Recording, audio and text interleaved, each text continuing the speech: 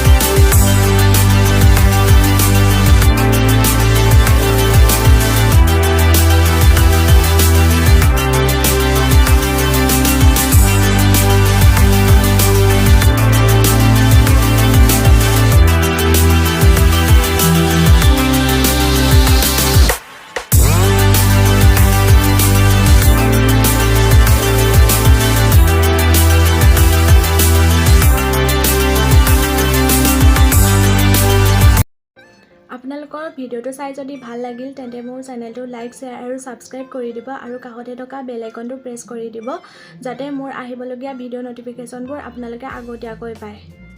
ধন্যবাদ।